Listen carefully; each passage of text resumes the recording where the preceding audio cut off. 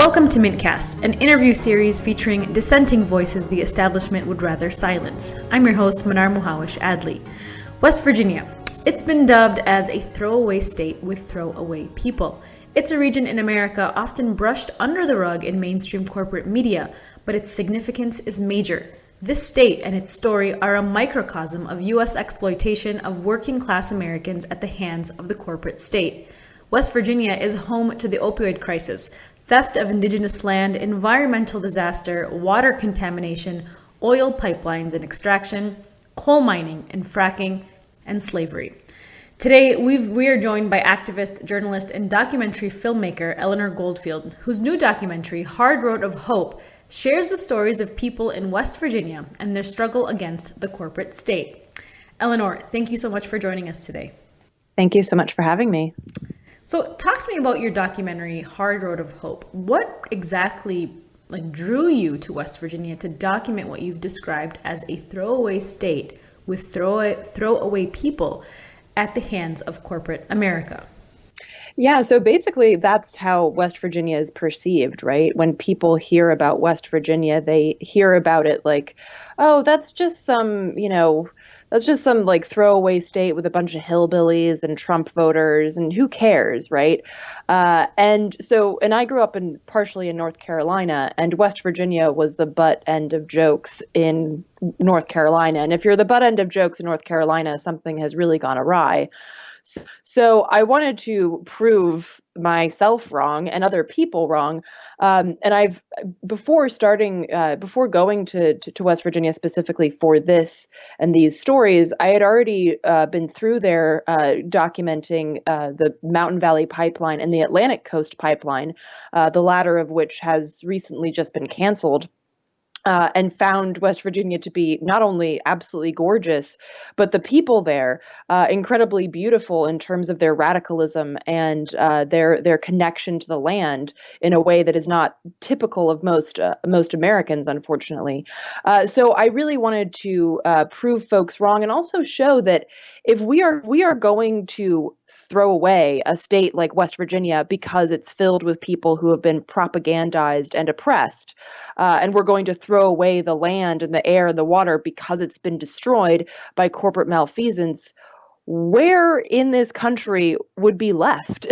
So really, West Virginia is a microcosm. It's also a mirror. It's a mirror of the destruction and oppression that has been meted out at the hands of the corporate state. But it's also a mirror reflection of our resistance and the resistance that can be traced back, to the end of the 19th century and the workers' rights movement that really started to form around that time. Where people overcame all kinds of divide and conquer strategies to band together and demand human rights and worker rights. So I really wanted to share that story and share how powerful it is that folks in West Virginia are reconnecting to this past that has been kept from them in order to try to build a better future. And so how can you name the names? I mean, who are these corporations and how are they working with local and state governments to get away with this exploitation that you describe?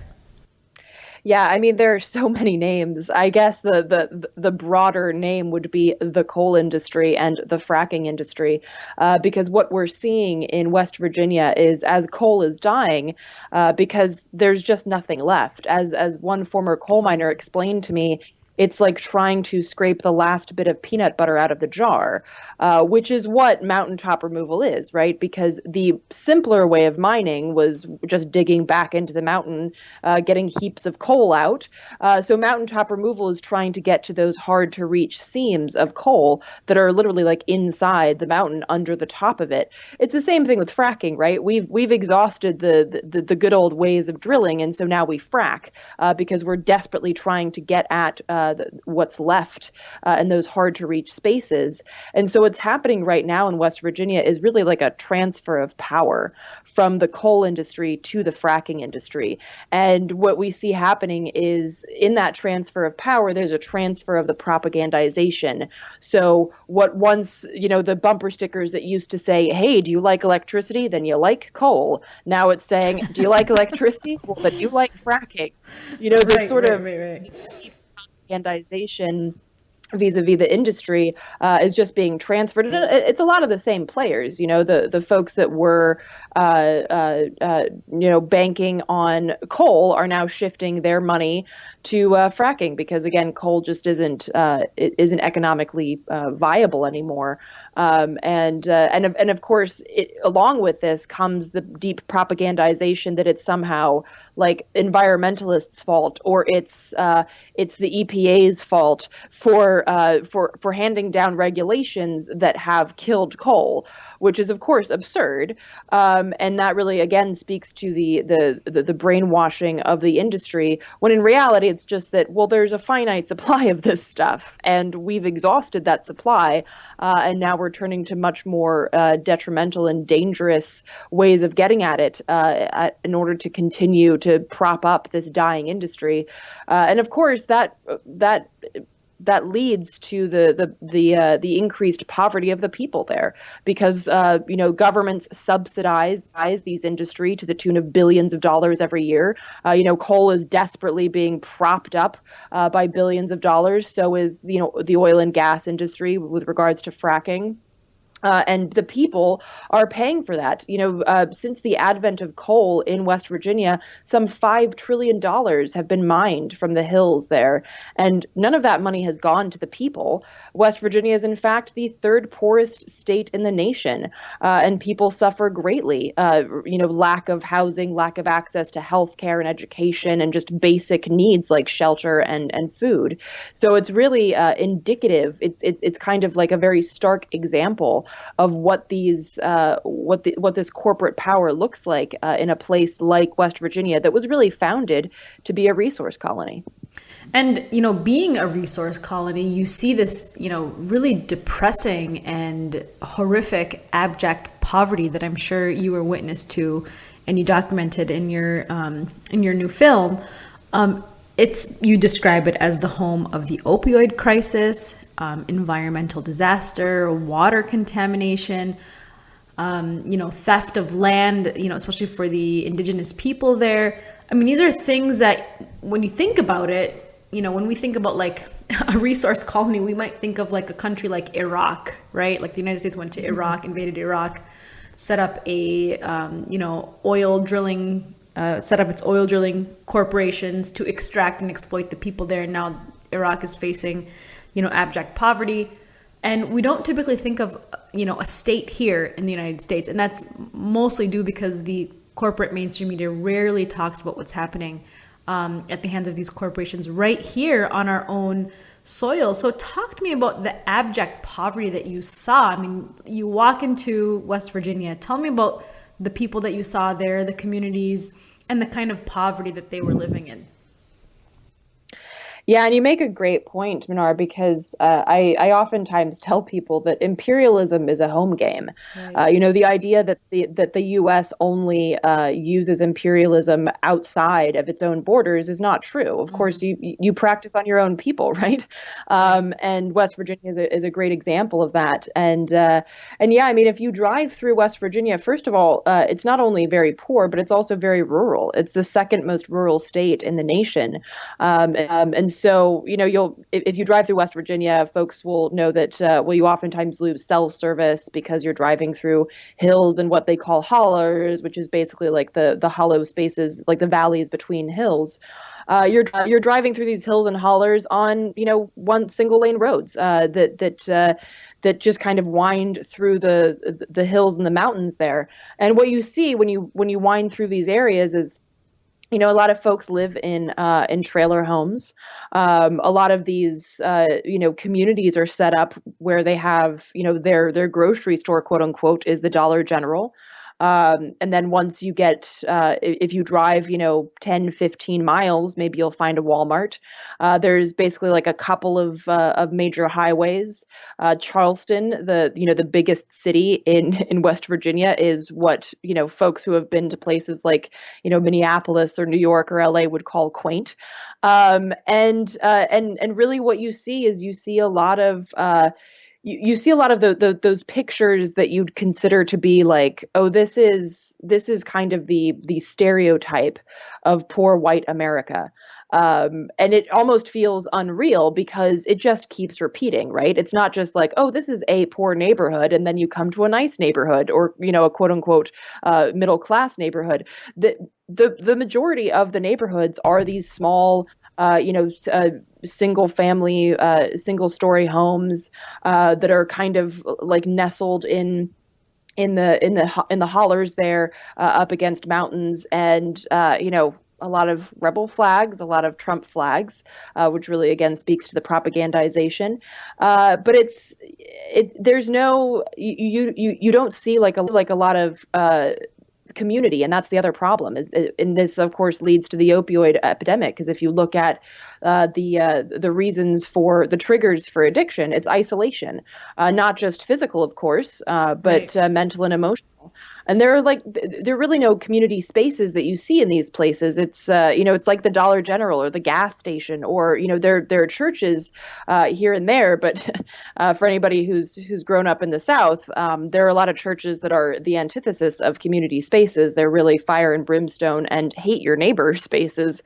And so it's really clear that people have been their communities have been broken apart. And this is another thing that one of the people mentions in the film, is that perhaps one of the most powerful things that the coal industry did, and that the fracking industry is doing now, is break communities apart, create these divisions, create this sort of sense of hopelessness and isolation, that the only people that you can depend on are the industries that employ you.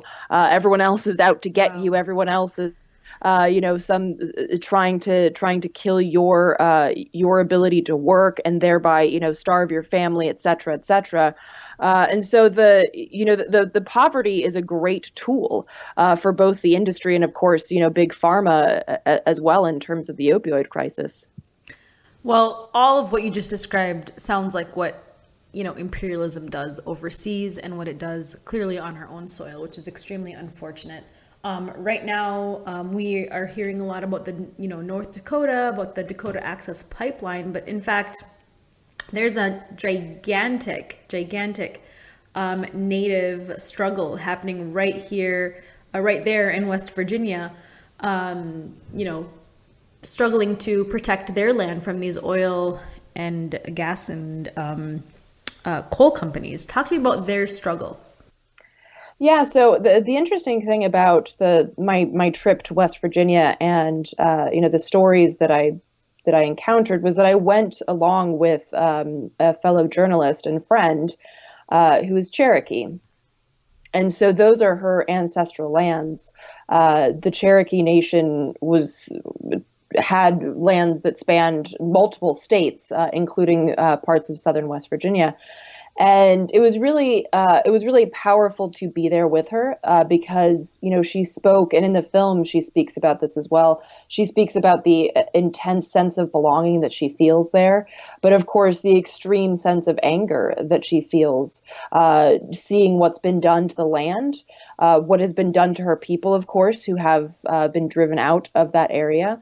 And West Virginia is now a predominantly white state, with a very small demographic of indigenous peoples, and yet at the same time, she noted that the connection of that struggle, where people, black and white miners, and now, of course, folks employed by the fracking industry, are being used and abused, not in the same way, but they're experiencing oppression at the hands of this white supremacist settler colonial state. And there's the importance of drawing those connections to the plight of Indigenous folks and connecting our struggles. And in the film, I talk about like meeting at this intersection on the hard road of hope, and understanding that while all of our struggles are different, we meet at this intersection in order to figure out better ways to fight and build. And a lot of that is recognizing Indigenous perspectives and recognizing Indigenous leadership. Another thing that I highlight in the film is what Afro-Dene water protector Sharif Voigtland told me, and that was that Indigenous leadership is incredibly important, and it's not some heroic or cool thing. It's because they've been here the longest, they've fought the hardest, they understand the land, and they understand how to survive.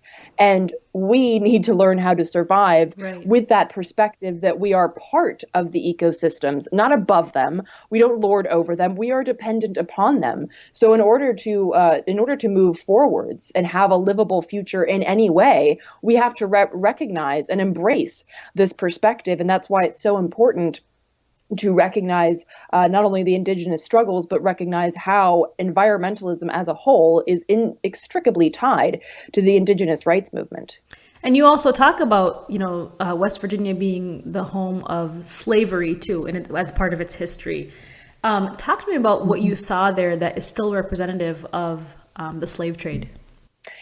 Yeah, so there's a lot of flowery stories. And again, this really speaks to how our history, not just in West Virginia, but overwhelmingly is whitewashed. And, people with buckles on their hats met people with feathers in their hair, and they traded corn and everyone lived happily ever after. It's this absurd revisionist history that is just flat out wrong. So the story that's told about West Virginia is, oh, well, they wanted to get away from Virginia because they didn't want slaves. That's just simply not true. People in that what was then part of Western Virginia had no problem owning human beings and using their labor to profit. What the truth of the story is that Abraham Lincoln recognized that he needed supply lines. And at that time, supply lines were owned by industrialists. It was coal and timber. So Abraham Lincoln went to them and said, look, for the Union Army, I need to keep supply lines open. And if you work with me on this, I will give you a state, like legitimately just give a state to the industry. And that's what happened. So in 1863, West Virginia became a state, not because it was some high and mighty, abolitionist story, because of coal and timber. And so legitimately, perhaps more overtly than other states, it was literally founded as a resource colony. Give me these supply lines. Give me this supply. And, with regards to that, the coal mining operations were basically run by a lot of African Americans who came up from the South, looking for work. And a lot of, I'm speaking about the beginning of the 20th century here, and a lot of folks coming in from Ellis Island, from all over the world, and they were placed in these mining towns where they worked for what's called, company scrip, which is not money. So they were basically, indentured servants, as it would be a nice way of putting it, but they were basically working as slaves for the coal industry and for the coal companies, because they had no actual money that they were making. They could only use the company script, of course, at the company stores. So, folks might know about the song, I Sold My Soul to the Company Store. That's where that comes from. And this is what really led to the mine wars that happened at the beginning of the 20th century, where, again, overcoming these divisions, black and white miners worked together and walked together and marched together for basic human rights, and won the right to be paid in U.S. money, among other things. And what's really powerful about this is the understanding that this happened in West Virginia, and this is part of West Virginia's history at a time when Black folks had no rights whatsoever. Black and white mine workers worked together to have equal rights as coal miners. And this is actually where the term redneck comes from. Coal miners tied on red bandanas and marched together so that they could recognize each other. And they wore that term proudly. And this is, again, that's one of the clear examples of propagandization, that redneck started as this radical term even like communist, socialist, anarchist, even. And now it's synonymous with, some right-wing nutbag who hates everyone who's not white. So again, like that just really speaks to how powerful this propagandization that's taken place in West Virginia and elsewhere has been. Well, and speaking of, there's a strong tendency in corporate media to dismiss rural West Virginians as, as a Hicks, right? Did you find it easy or difficult to tell the story of the people you met and describe the people there that you met, while in the mountains and valleys of West Virginia? Yeah, I mean, I think maybe for me it was a little bit easier because I grew up in North Carolina, and so I grew up among like rural Southern folks.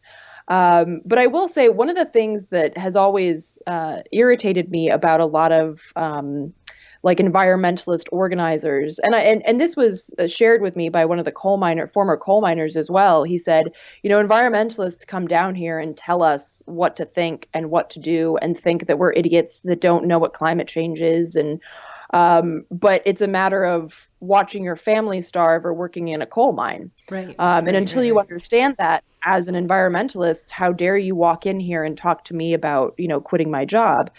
And so I thought one of the important things to note here was to treat these people not like they're the enemy, but to recognize the plight that they're facing, their and try to struggle. work. Yeah. Right. And try to work with them as opposed to immediately walking in and making them an enemy. And another thing that really irritates me, as someone who grew up partially in the South, is that people will talk about going into these rural communities and dumbing down the rhetoric. Oh, we have to dumb it down so these people understand it. Well, that's just incredibly offensive. It's not dumbing down. It would be like saying, I'm going to France, I'm going to dumb down and speak French. No, it's just a different way of speaking. And so I think that, because these people haven't had access to the same education, that middle class white folks or, middle class people in general have had access to, doesn't mean that they don't know what oppression feels like. Everyone knows what that feels like, even if they can't talk about it like in terms of, oh, well, this late stage capitalism, but they know what it feels like, and they know what they need. They know what injustice feels like. So you meet them on that playing field, and that's not dumbing down. That's just changing the way that you speak. And so that was an important way of approaching these conversations. So while it took a little bit, to get comfortable, for folks to get comfortable with me, I think that there's an appreciation that I'm not barging in there like, hey, I'm going to tell your story, and let me also, while I'm at it, tell you what you need to do. Right. And They so feel I think demonized when they get talked to like that. They feel like, absolutely. you're right. Absolutely. And so that I think that was an important part of that, and also making it clear to folks that I wasn't there to tell their story. I wanted them to tell their story, and I just wanted to, document it. And I think that was another important, like I wasn't looking for a specific angle. I just came there and was like, I want to hear your story. And I think that, this is something that I've learned and that I continue to learn, but it's the way that we as organizers walk into spaces, regardless of what space that is. We have to walk into these spaces with a humility of being able to learn and able to listen, to the folks that we're dealing with. Absolutely. And, I want to hear more about the environmental impact that these industries have had on these communities. Because when I think of contamination by like fracking, for example, the images that we have pulled up for our website at Mint Press are images of people like lighting up their water coming, and like flames come out of the water. What are some of the environmental issues that these communities are facing and the health impact on their bodies? Yeah, well, coal and fracking have a lot in common. But I'll say for coal, it's a lot more obvious, because you see they're called coal slurry impoundments, and they're basically giant valleys of toxic sludge. They're giant unlined earthen dams where they just pour the excess coal slurry from, processing coal. And that, of course, seeps into the groundwater. And, for instance, I'll give you an example. In a place called Prenter, West Virginia, 98% of the people in that community developed gallbladder disease because of contaminated water. And that's on top of other issues. One woman, her 19-year-old son died of liver failure. And so there's, these stories form a patchwork of pain across West Virginia. And the problem with fracking has been that it doesn't look like coal.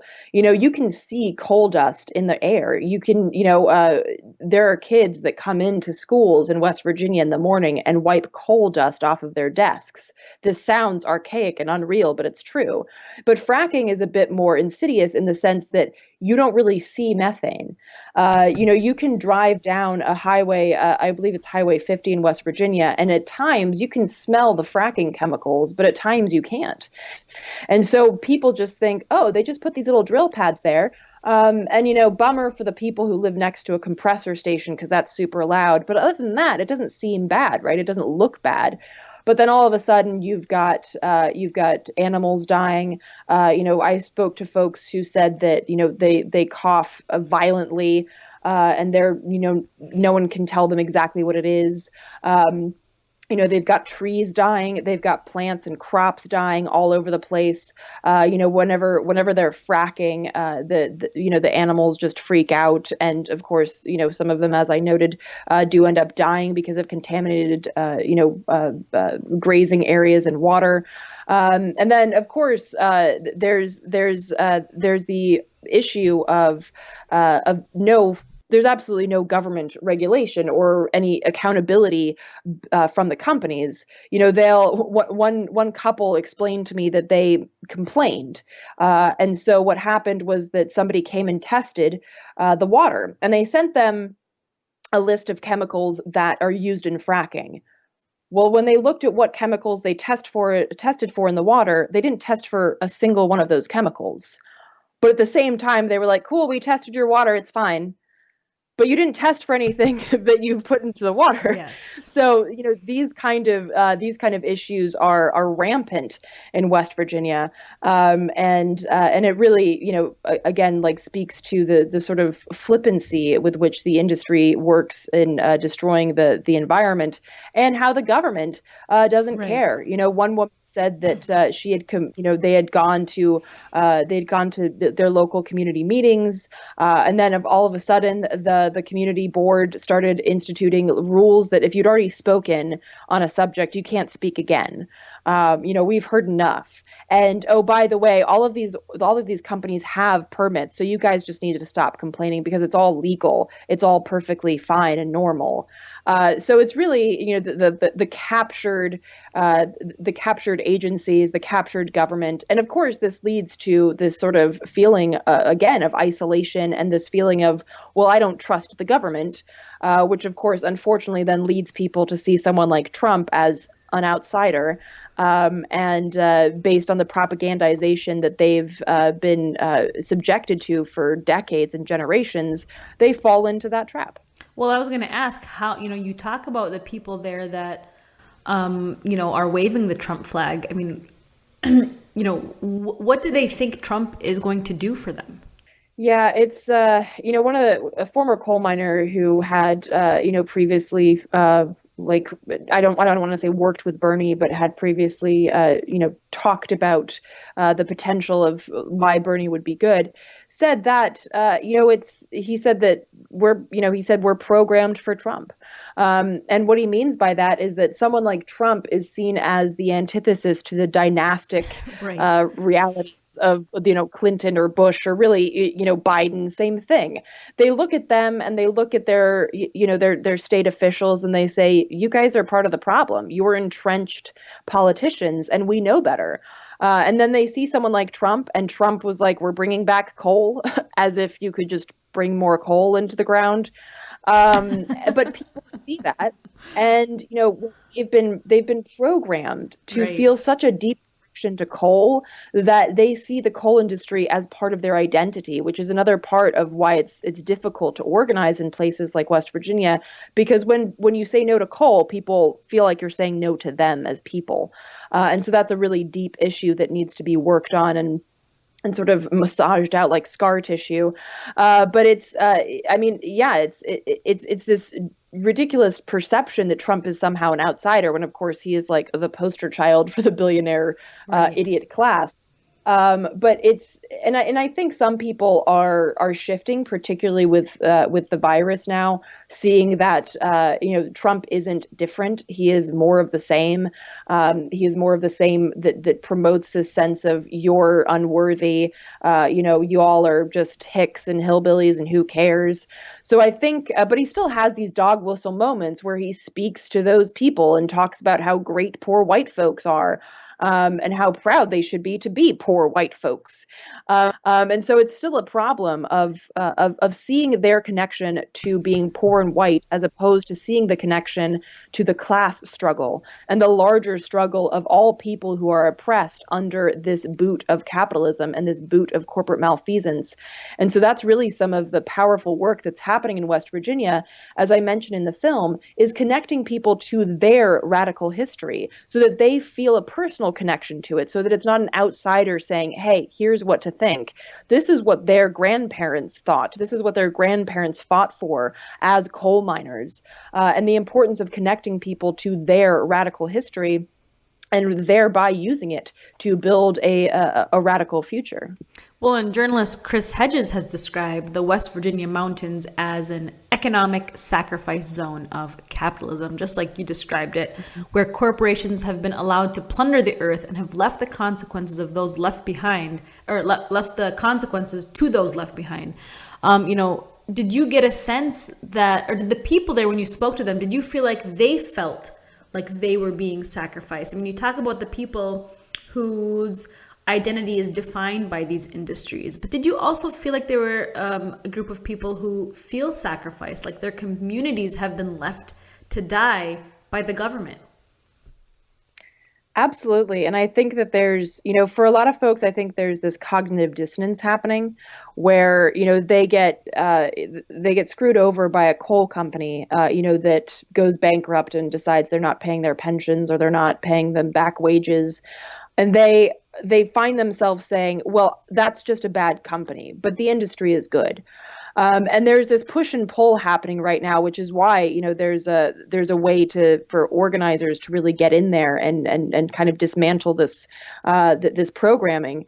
But yeah, I mean, absolutely, there are definitely people that feel that they have been used and abused. And these are oftentimes the people who are rising up and saying, look, we can do better. We have to do better. And people that are looking for alternatives. One former coal miner told me, he's like, you want to make environmentalists? I'll tell you how to make environmentalists.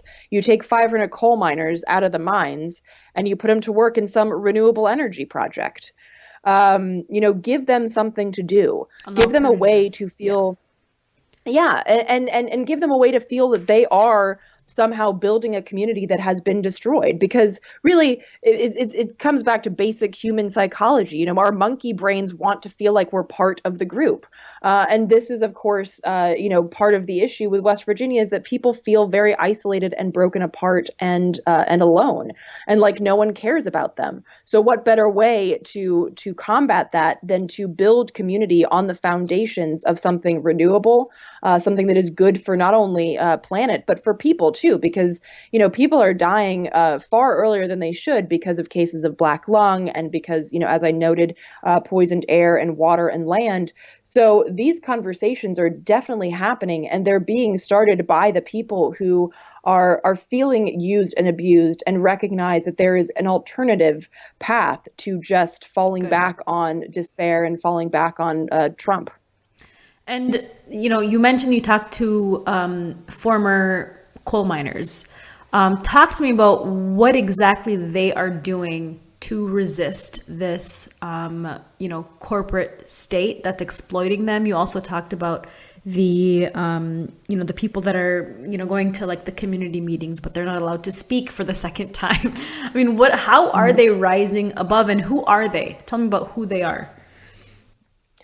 Yeah, so I think something that's really interesting is the UMWA, which is the United Mine Workers of America, which used to be one of the most powerful unions, is now spreading itself into areas that are not coal mining. They have UMWA members that work at hospitals and UMWA members that work in other industries besides coal. And the goal is for a lot of folks in the UMWA is to have a presence in the renewable energy sector. So a lot of people are pushing for that and using this sort of strength of unions, this collective strength to push for that. And West Virginia recently had some pretty good election results based on this idea of an alternative to the corporate malfeasance and the great level of destruction that's been pushed forward by both coal and fracking. It's a lot of the people in terms of former coal miners and in terms of people fighting are just doing the unsexy work of community outreach. I saw a tweet the other day that said, I think people should realize that being an organizer is like 98%, Zoom calls and knocking on doors and spreadsheets and planning. Like 2% is being out in the street. And that's so true because the difficult work is the behind the scenes work. It's the sitting down with people on their porch and having a beer and talking about, hey, so you don't trust the government? I don't trust the government either. Let's talk about it. And I think this is the work that's happening. And I heard from somebody that I spoke to, when the primaries were still going on, that she was walking around talking to folks about Bernie, and she was very pleased with the results because she would start out by saying like, "Hey, what do you all do? Oh, you work in the mines, or oh, you work in the fracking industry? Well, let's talk about this." And oh, you've already had like a miscarriage. Well, let's talk about why. And like that's horrible. And so this kind of community outreach is how people are kind of getting around the issue of a really corrupt government. Because again, the idea of not being allowed to speak to your government officials because they've just instituted this new rule is again just another tactic to avoid having to deal with the fallout of this great oppression. So people are finding ways to circumnavigate it, and in so doing, they're also finding people to run for office that are better suited for the needs of both people and planet. And so how is the local government responding to people organizing, and are they working hand in hand with the oil and gas and oil, gas and coal industry? Yeah, they absolutely are. I mean, what I heard about and saw in West Virginia is very reminiscent of what I heard and saw in Pennsylvania, where local governments are deep in the pockets of fracking. Pennsylvania being one of the most fracked states, if not the most fracked states in the country. Same thing in Louisiana. Try talking to somebody who isn't bought by bought by oil and chem. It's impossible. So I think people, in terms of the local governments, people have deep distrust of their local governments, which is very warranted. But it's also something that local organizers are working to shift in terms of getting other folks to run and win on the idea that people should vote in their local elections, because there's actually a lot you can do in local elections to facilitate change. But yeah, I mean, the bought and paid for aspect of politicians in West Virginia is incredibly stark. But again, it's a story that's very similar, and I've had a lot of people reach out. I had a former steel worker in Ohio message me saying that, this is my story too, and I completely relate to these guys, the former coal miners, I completely relate to them. This isn't just a West Virginia story, this is an American story.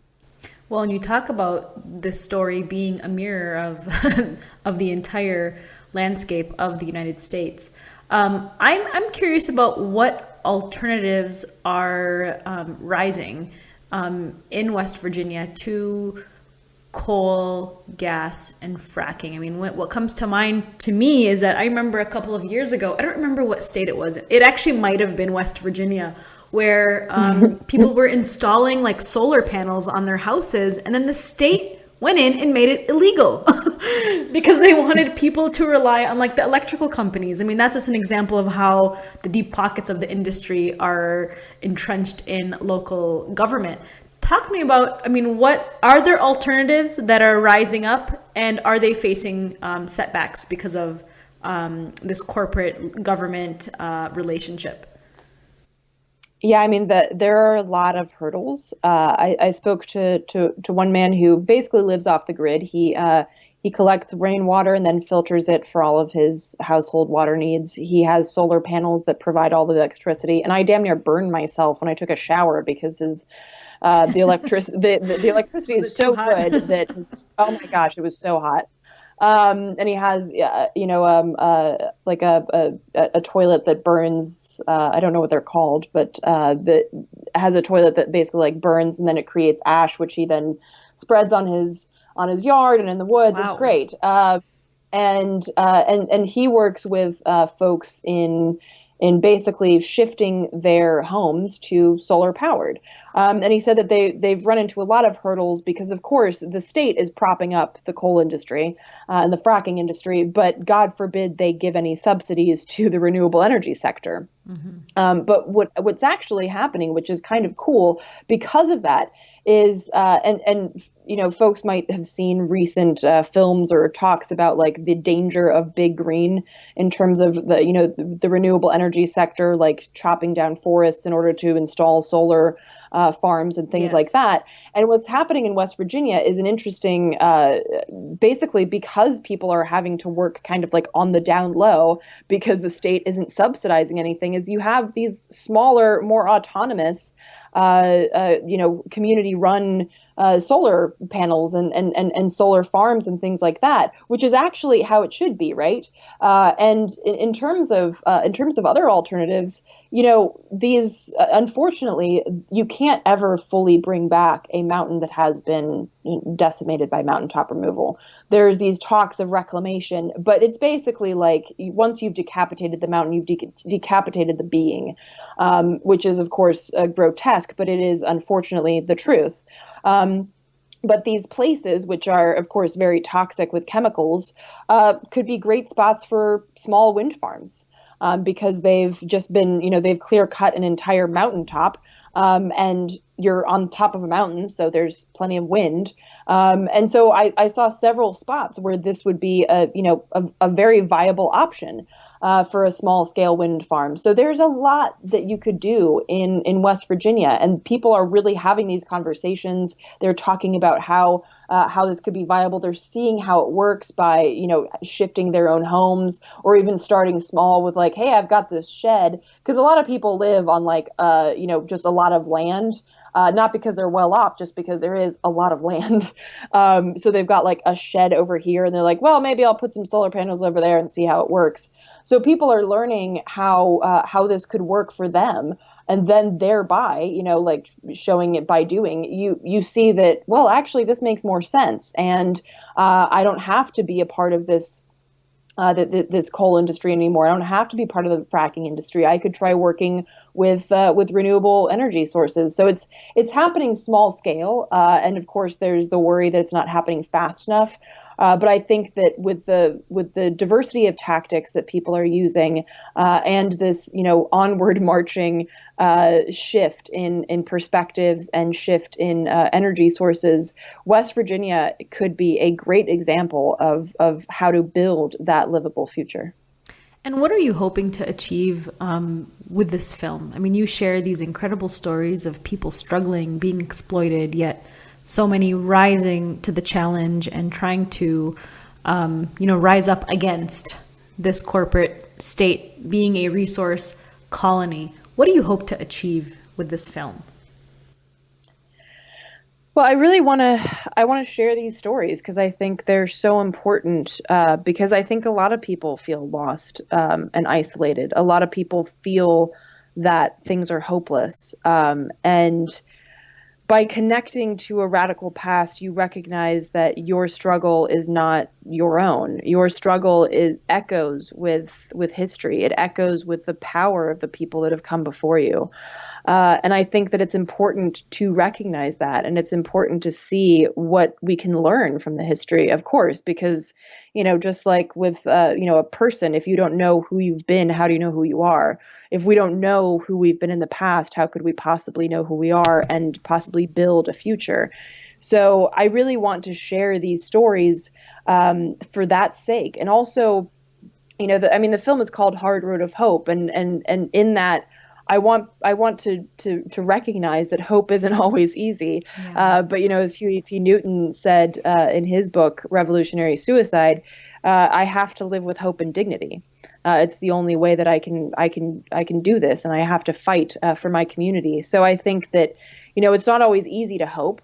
But I think it's what we have, and a lot of that is built on the past, and a lot of that is built on this feeling of solidarity that gets built in the shadow of capitalism that tries to keep us isolated, that tries to keep us alone. But by connecting to the past, we can also connect to each other in the present, and thereby build solidarity in order to build a better future. And that's really the points that I want to get across with the film. And just imagine if the people of West Virginia stood up strong, united together against this, being a resource colony, against these oil, gas, and coal companies. I mean, imagine the domino effect that would have across the state. Across the states, and just the kind of courage it would spread to other people. It would inspire people to be more courageous, to stand up. Because the truth is, Eleanor, you and I both know that it's really just about uniting, right? It's about finding the courage within ourselves, because we all have it, and believing that it is the 1%. It is these corporate entities that are dividing us. They're occupying us to fight each other while they exploit us. And if only we could unite, we would be a much stronger force. It doesn't matter how many weapons or shiny metal weapons they have. It truly is up to the people to rise up. Eleanor, it's been an absolute pleasure speaking with you today. Thank you for sharing the story of West Virginia. You can find her new documentary at hardroadofhope.com. And that's a wrap for today's MintCast podcast. You can support this program by becoming a member on our Patreon page. We'll see you next week.